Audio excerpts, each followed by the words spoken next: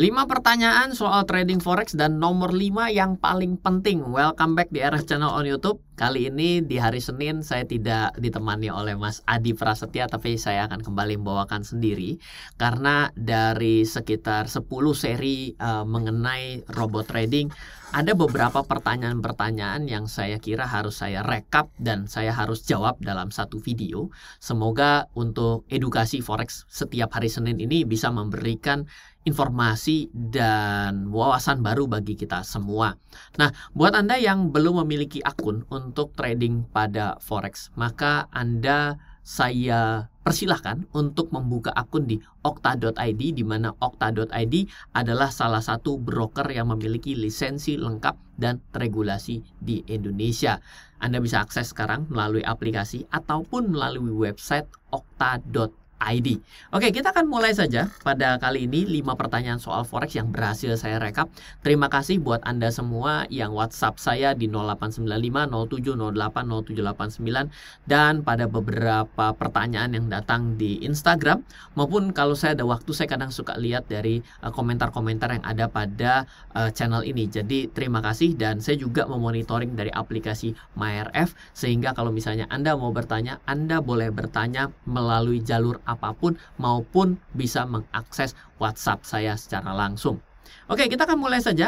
Nomor 1 yang sering ditanyakan, forex itu judi, jangan berforex ria. Ibaratnya janganlah trading forex, jangan dekat-dekat dengan forex karena forex itu adalah judi. Nah, penjelasannya adalah, satu, orang bilang bahwa forex itu judi, bikin bangkrut. Jadi sebenarnya tidak semua orang yang berjudi dan akhirnya bangkrut gitu ya.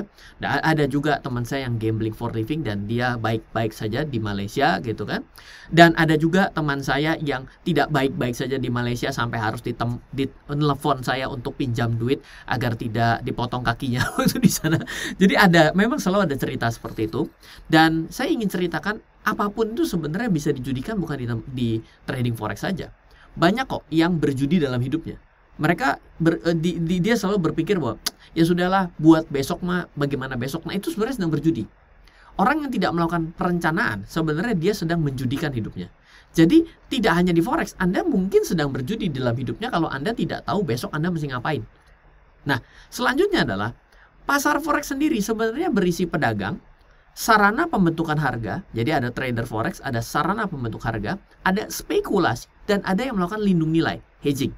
Nah, kalau Anda bertanya mengenai forex itu adalah judi, dan seketika juga Anda bilang, mungkin Anda juga melihat pada beberapa konten video dan lain sebagainya mengatakan bahwa jangan melakukan transaksi pada forex karena itu adalah bagian dari perjudian. Hei, hati-hati loh. Di Indonesia, perjudian sudah terlarang, yaitu dengan pasal 303 ayat 3 Kitab Undang-Undang Hukum Pidana. Jadi, siapapun yang menyediakan tempat perjudian, sudah pasti akan ditutup. Jadi, kenapa hari ini pasar forex ada? Karena pasar forex adalah sistem perdagangan alternatif yang orang pada umumnya mengatakan sebagai forex. Adalah difasilitasi oleh Bursa Berjangka BBJ dan Bursa Komoditi dan Derivatif di Indonesia, serta diawasi oleh Bapepti, sesuai dengan Undang-Undang Nomor 32 Tahun 1997 tentang perdagangan berjangka komoditi dan perdagangan SPA, diatur dalam amandemen Undang-Undang Nomor 10 Tahun 2011. Bab 3A. Payung hukum SPA menjadi sangat jelas di Indonesia. Indonesia menjadi salah satu negara pertama yang mengatur perdagangan OTC dalam undang-undang. Jadi, buat Anda yang mengatakan pasar forex judi dan Anda melarang forex karena Anda samakan dengan perjudian, Anda mungkin sedang melawan undang-undang. Saya nggak berani melawan undang-undang. Kenapa? Karena saya adalah warga negara Republik Indonesia. Saya mau menjadi warga negara yang taat dengan undang-undang. Jadi hati-hati dengan mengatakan forex adalah judi. Toh, pertama, segala sesuatu dalam hidup Anda bisa Anda judikan kalau Anda tidak memiliki perencanaan. Yang kedua, kalau Anda bicara bikin bangkrut, bukan forex bikin bangkrut. Teman saya buka kedai makanan, bangkrut juga. Teman saya trading saham, bangkrut juga. Teman saya trading forex, bangkrut juga. Judi bola, bangkrut juga. Kenapa harus yang namanya forex yang dibilang sebagai tempat bikin bangkrut? Anda mungkin salah mendengar cerita. Orang kalau rugi, teriaknya itu 100 kali. Kalau untung dia diam. Anda selalu belajar dari ketakutan, bukan belajar dari rasa ingin tahu. Tapi akhirnya Anda ketakutan terus-menerus. Ya, nggak ada gunanya juga. Jadi, sekali lagi, kalau ada yang mengatakan bahwa forex itu berjudi, satu, judi itu dilarang di Indonesia. baik yang melakukan dan penyelenggaranya lebih gila lagi dengan kitab undang-undang hukum pidana. Dan kalau pasar forex itu di Indonesia dikatakan sebagai judi, hati-hati, ini sudah diatur dalam Undang-Undang nomor 30 tahun 1997 dan di amandemen Undang-Undang nomor 10 tahun 2011. Di mana salahnya kalau ini sudah diatur oleh negara dan undang-undang? Penjelasan nomor 1. Nomor 2, broker legal dan ilegal. Ini selalu rame. Saya ingin membagi menjadi 3 kategori. Oke, yang pertama, yang termasuk broker legal adalah perdagangan produk kontrak derivatif transaksi yang sifatnya adalah tidak dibawa secara barangnya kembali. Itu adalah derivatif turunan yang ditransaksikan secara di luar bursa, OTC, dilakukan oleh perusahaan-perusahaan yang terdaftar pada BBJ dan diawasi oleh Bapepti. Jadi Anda tanya kepada broker Anda, wahai broker yang budiman, saya mau bertanya, apakah Anda adalah penyedia perdagangan produk kontrak derivatif yang ditransaksikan secara OTC, dilakukan oleh perusahaan yang terdaftar di BBJ, dan apakah Anda diawasi oleh Bapepti? Ya, oke, berarti namanya broker legal. Lalu Anda bertanya kepada broker Anda, wahai broker yang budiman, apakah Anda mentransaksikan produk kontrak derivatif yang ditransaksikan OTC, dilakukan oleh perusahaan yang tidak terdaftar oleh BBJ dan diawasi oleh Bapepti? Ya, berarti dia diatur bukan oleh BBJ dan diawasi oleh Bapepti. Nggak tahu sama market mana. Tanya, diawasi di market mana? Contoh sederhana, saya sebut merek. Kita tahu ada bank internasional yang ada di Indonesia. Contoh Citibank, Standard Chartered. Sekarang pertanyaannya, kalau Anda membuka akun pada Standard Chartered Singapura, apakah Anda disebut membuka akun secara legal di Indonesia? Tidak. Secara tidak legal berarti disebut ilegal. Pertanyaannya, apakah terlarang membuka akun di Standard Chartered Singapura? Tidak. Pertanyaan selanjutnya, kalau terjadi sesuatu ketidaksesuaian akan akun tabungan Anda harus lapor kepada Bank Indonesia diawasi dengan OJK, atau Anda perlu pergi ke financial services yang ada di Singapura? Jawabannya ke Singapura dong. Kenapa? Karena Standard Chartered Singapura. Karena di Indonesia ilegal, tidak diatur, diatur itu ilegal. Apakah terlarang? Tidak. Sama, Anda selalu bertanya, Pak, ini broker ilegal ya? Berarti saya tidak boleh. Ya enggak sih. Tapi kalau Anda ada apa-apa, Anda perginya minta diawasi oleh Bapepti dan BBJ, Anda salah. Karena pengawasnya tidak ada di negara kita. Clear sekali, saya rasa. Jadi Anda jangan tanya mengenai broker legal dan ilegal. Ini ada dasarnya. Apakah bertransaksi di broker ilegal adalah sesuatu yang salah? Tidak. Selama Anda tahu, Anda mesti kemana kalau ternyata Anda dirugikan. Jangan Anda bikin demonstrasi di depan kantor Bapepti. Kenapa? Karena sudah jelas Anda broker tersebut tidak mengikuti aturan di Indonesia. Nah, yang terakhir adalah broker bodong. Seolah-olah melakukan transaksi kontrak derivatif padahal sebuah money game. Nah, yang ini agak sulit. Kenapa? Karena di aturan di luar kita agak susah ngeceknya. Kalau di dalam negeri kita bisa mengecek keabsahannya. Kalau misalnya Anda susah membedakan bodong dan ilegal, ya sudah, berarti jangan transaksi di broker tersebut. Carilah broker yang nomor 1, perdagangan produk kontrak derivatif yang ditransaksikan OTC dilakukan perusahaan terdaftar pada BBJ dan diawasi oleh Bapepti. Cara tahu gimana? Tanya. Begitu kan? Kalau dia bohong, berarti sudah satu masalah, karena kan pembohongan.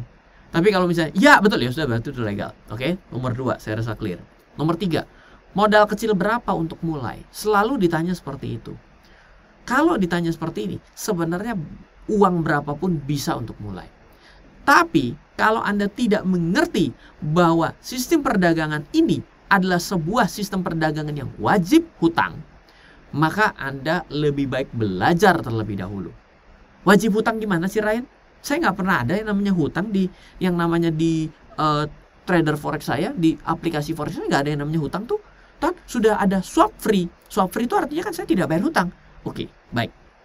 Begini, tanpa perlu ada swap dan tidak ada swap, Anda sebenarnya ngutang. Diutangin, bukan ngutang, tapi diutangin, dipaksa berhutang. Contoh begini, membeli 1 lot emas terhadap US dollar. Bila harga emas terhadap US dollar adalah 1.800 US dollar per 1 troy ounce, di mana 1 lot, Anda kan belinya dengan lotan kan? Oke, bukan per ounce kan? satu lot itu adalah 100 troy ounce. Ini adalah size-nya. Di mana 100 troy ounce itu artinya adalah 100 dikali 31,1 gram. Karena 1 troy ounce adalah 31,1 sekian gram. Artinya seketika Anda pencet satu lot di bursa forex Anda, di broker forex Anda, maka Anda sedang melakukan transaksi terhadap pembelian 3,1 kilogram emas. 3.110 gram. Anda tanya dong, kalau saya 3.110 gram, harusnya saya bayar berapa? Gampang, 3.110 gram dikali 1.800 US dollar. Loh, kok 1.800 US dollar? Kan tadi Anda tahu, 1.800 US dollar per troy ounce. Artinya, harusnya Anda pergi ke broker Anda, bawakan uang 179.975 US dollar. Loh, kayaknya saya nggak perlu uang segitu. Taruh 1.000 dolar aja bisa. Aha, kenapa bisa? Karena Anda tidak mendeposit, perlu mendeposit 179.975 US dollar untuk pembelian satu lot emas Anda dengan harga 1.800 US dollar per troy ounce. Anda cukup membayar 0,2%-nya. Anda harus menaruh uang 0,2%-nya sebagai DP. Di mana 0,2% itu adalah 1:500. Ini namanya adalah leverage. Jadi uang yang secara langsung terkunci adalah 360 dolar. Dari mana? 0,2% dari 179.975. Sampai di sini Anda sadar nggak? Loh, yang bayar 99,8%-nya siapa? Broker Anda. Betul? Tanpa perlu melakukan swap pun Anda sebenarnya sudah ngutang 99,8% atas transaksi satu lot emas Anda. Oke? Nah, apakah saya perlu lunasi 99,8-nya? Tidak. Tidak perlu. Apakah saya perlu bayar bunganya? Kan sudah jelas, swap free. Tidak perlu bayar bunga. Tapi yang perlu Anda ketahui, setiap penurunan emas dunia 1 dolar, Anda diwajibkan top up duit 100 dolar. Bingung? Nah, ini dia. Bicara mengenai modal kecil, ya sekarang saya tanya. Anda ingin emas dunia turun berapa? Anda masih punya emasnya. Saya ingin emas dunia turun 10 dolar. Saya masih harus bisa pegang satu lot emas. Ya sudah, Anda harus 100 kali 10, 1.000 dolar. Itu 1.000 dolar ditambah deposit awal, ngunci 0,2%, yaitu 359,95 dolar. Jadi siapin uang 1.000 dolar tambah 359, 1.359 atau 1.400-an dolar. Untuk mengunci Anda tetap punya satu lot dalam keadaan emas dunia turun 10 dolar. Kalau emas dunia turun 100 dolar, ya sudah 100 kali 100, 10.000 US. Berapa modal kecil yang harus dimulai? Saya tanya kembali, Anda mau bertahan dari penurunan harga dunia itu berapa? Ini hanya untuk satu case, yaitu adalah emas dunia, bukan yang lain. Bagaimana dengan euro US dollar? Bagaimana dengan indeks? Beda lagi ceritanya. Anda mesti mengerti cara berhitung konseptual seperti ada di poin ketiga ini. Jadi kalau 100 dolar Anda mulai, ya uang Anda sudah habis. Bagaimana solusinya? Ya jangan satu lot, kan 0,1 bisa. Oke. Bagaimana solusi keduanya? Ya besarin duitnya. Jadi tidak bisa dihitung modal kecil berapa, karena sebesar-besarnya pun Anda bisa selesai. Kenapa? Kalau Anda mau mengharapkan siap turun 200 dolar, uangnya cuma siap turun 10 dolar, hilang juga. Pusing, ulang penjelasan poin ketiga ini. Oke? Poin keempat. Pak, copy trade dong. Forex itu enak bisa copy trade. Yang namanya copy trade itu gimana pendapatnya Mas Ryan? Begini, sebenarnya bukan hanya Forex yang bisa copy trade. Saham dan yang lain juga bisa, tapi di luar negeri.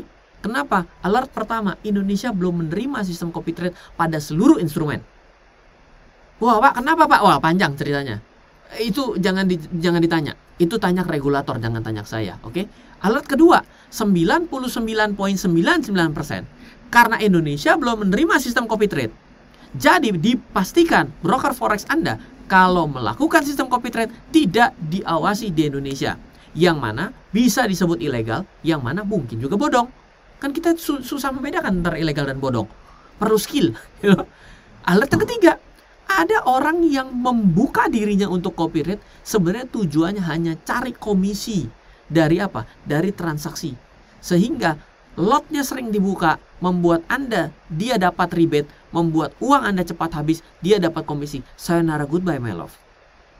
Jadi pastikan orang yang Anda copy trade memang memiliki rekam jejak untuk mengembangkan uang, bukan membablaskan uang Anda. Kalau di luar negeri, kalau di Indonesia sampai hari ini sepengetahuan saya loh ya, maaf kalau saya salah, copy trade belum ada. Oke? Jadi jangan nanya lagi mengenai copy trade kalau Anda pengen diregulasi di Indonesia. Nomor kelima, ini yang paling seru. Pak, forex itu merugikan, Pak. Kenapa? Kalau saya menang, orang lain pasti kalah, Pak. Kenapa? Kan pasti ada off takernya, Pak, dari buy, pasti ada yang sell. Berarti kalau perdagangannya dua arah, Pak. Kalau saya buy, saya naik, berarti yang sell yang salah. Dan dia rugi. Itu zero sum game, Pak. Berarti otomatis pasar ini pasar nggak bener, Pak. Loh, jangan di forex kalau kayak gitu. Salah pemikiran seperti itu. Sebagian statement itu memang benar. Yaitu apa? Kalau buy harus ada yang sell. Kalau sell harus ada yang buy dong. Kalau nggak siapa yang mau ambil? Masa bolong? Berarti kan kalau ada buy nggak ada yang sell berarti kosong, bener nggak? Nah, alertnya adalah sebenarnya di forex ada orang yang datang ke market ini memang siap kalah. Loh, kok bisa siap kalah? Hedging? Contoh, hedging begini. Saya yakin sekali semua orang yang pernah pergi ke bangku kuliah dan mengikuti mata kuliah dalam ekonomi, maka pasti mengenal namanya forward contract, ya kan? Artinya itu bagian dari hedging. Nah, sebenarnya dengan dia pergi ke industri, ke dalam SPA ini, itu sebenarnya didesain untuk mereka bisa melakukan hedging. Dan mereka sebenarnya siap rugi. Pak, coba bisa jelaskan nggak sih Pak, yang namanya siap rugi itu gimana? Begini. Saya contohkan, jangan yang forex ya, orang susah untuk membayangkan. Tapi saya ibaratkan adalah petani kopi. Petani kopi 3 bulan lagi akan panen. Apa sih yang dia inginkan oleh si petani kopi ini terhadap hasil panen kopinya? Harganya ketika bulan ketiga naik dengan kencang.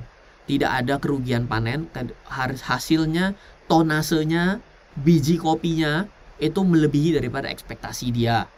Ya kan? Karena menggunakan pupuk yang bagus, bla bla bla bla bla bla bla. Mana urus lah. Nah, lalu tidak diserang hama menjelang hari H gitu ya. Pertanyaannya, mungkin semua itu terjadi berlawanan? Bisa. Kalau berlawanan bisa, berarti apa yang dilakukan? Asuransi. Asuransi kegagalan panen bisa jadi ada.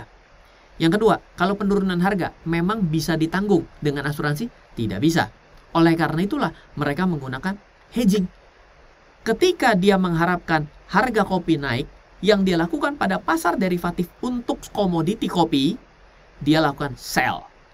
Sehingga ketika pada hari H dia panen sekalipun, dan ternyata pas harga kopi turun, dia memang rugi pada sektor realnya. Tapi dia untung karena dia ambil sell pada kontrak pada perdagangan komoditi kopi berjangkanya. Kan ada kontrak komoditi futuresnya itu ada, kopi, diambil. Terjadinya apa? Terjadinya artinya menutup kerugian. Dan sekarang pertanyaan saya, ketika dia membeli asuransi, kalau panennya baik-baik saja, apakah sebenarnya dia sudah siap rugi untuk asuransinya? Pasti siap. Betul nggak? Nah, oleh karena itulah sebenarnya membeli asuransi sama membeli kontrak perdagangan berjangka itu sama. Orang yang membeli atau menjual ya, sebenarnya dia siap rugi. Pada mana? Pada salah satunya. Entah pada primary-nya, pada kopi sebenarnya, atau pada kopi derivatifnya. Berarti zero sum game, iya memang dibuat untuk seperti itu. Dia sudah siap rugi pada kontrak derivatifnya. Dia happy karena produk utamanya untung. Rugi pada produk utamanya, dia happy karena kontrak derivatifnya untung. Itulah hedging. Jadi ketika ditanyakan zero sum game, dia sudah men-zero sum game kan dirinya dengan melakukan hedging. Tapi ada orang yang melakukan sistem perdagangan ini secara nekat. Dia hanya melakukan pada bursa berjangkanya. Buy dan sell, buy dan sell, buy dan sell. Punya backupnya? Tidak punya. Berarti bagaimana caranya agar terjadi zero sum game? Iya, dengan pihak lain. Loh, ya berurusan dia, berarti dia sudah tidak mengunci ke resiko dalam dirinya. Jadi Anda mesti paham bahwa seharusnya ketika Anda pergi ke setiap instrumen derivatif, biasanya tidak disarankan nekat, telanjang. Contoh pada perdagangan options, perdagangan kontrak opsi ya. Itu memang ada namanya naked long, naked call tuh ada, long call tuh ada, naked long call tuh ada gitu ya. Ya, karena tidak ada yang lainnya gitu, tidak membuka leg yang lain. Itu Anda perdagangan derivatif yang lain namanya options gitu. Tapi kalau Anda dalam perdagangan forex, ya sama. Jangan disarankan memang tidak naked. Kalau Anda naked, ya sudah, Anda memang niat dagang, siap stop loss. Yang kedua, ya memang Anda sebenarnya melakukan aksi spekulasi. Jadi tidak bisa dikatakan bahwa ini adalah bagian dari zero sum game bagi orang lain, karena Anda sedang men-zero sum game-kan diri Anda. Contohnya dengan Anda membeli asuransi. Coba saya tanya sama Anda membeli asuransi jiwa. Kapan Anda disebut menang dari asuransi jiwa itu? Kalau Anda mati. Tapi Anda pengen mati atau Anda beli asuransi jiwa karena Anda pengen ada pertanggungan, pengen ada backup-nya. Betul nggak? Bila mana kejadian yang tidak diinginkan terjadi, maka Anda baru win pada asuransi. Iya betul. Zero sum game. Kalau gitu Anda nggak boleh beli asuransi. Nah, pusing kan? Nah, makanya jadi kita harus memahami setiap peruntukan dari setiap produk-produk instrumen keuangan dengan baik. Semoga 5 poin ini bisa memberikan pencerahan buat Anda. Dan saya punya satu aplikasi. Anda bisa akses belajar gratis. Terima kasih pada seluruh sponsor yang membantu saya untuk membuat aplikasi ini. Aplikasi ini ada di Android dan iOS. Seluruh instrumen investasi di Indonesia dan dunia Anda bisa akses secara gratis untuk belajar di aplikasi MyRF. Silahkan download sekarang. Kalau Anda mau belajar forex juga, Anda akses ke kolom ke kategori forex. Di sana Anda bisa belajar forex dengan lengkap. Karena apa? Karena seluruh edukasi forex yang diberikan dari Ryan Filbert, RF Team, RF Channel, dan juga Okta.id sudah tersusun rapi untuk Anda pelajari secara step by step di sana. Jangan lupa Anda bisa membuka akun di Okta.id sekarang juga, dan ikuti juga live trading setiap hari Rabu di RF Channel. Semoga selalu bermanfaat. Dari saya Ryan Filbert, salam investasi untuk Indonesia. Halo, terima kasih sudah menyaksikan video di RF Channel on YouTube. RF Channel adalah channel edukasi untuk kita secara bersama-sama belajar dan mendapatkan aktualisasi mengenai investasi, keuangan, dan bisnis bersama saya, Ryan Filbert, dan tim. Add nomor WhatsApp saya di 0895 07 08 0789 0895 07 08 0789. Download aplikasi MyRF di Android atau iOS untuk mendapatkan artikel dan tema-tema khusus mengenai edukasi investasi, keuangan, dan bisnis pada aplikasi MyRF sekarang juga. Setiap bulan, saya bersama dengan tim memiliki kelas, mulai dari belajar trading dengan analisa teknikal, yang strateginya bisa Anda terapkan pada seluruh market, mulai dari saham, forex, hingga cryptocurrency, atau kelas investasi saham bernama Fundamental Camp.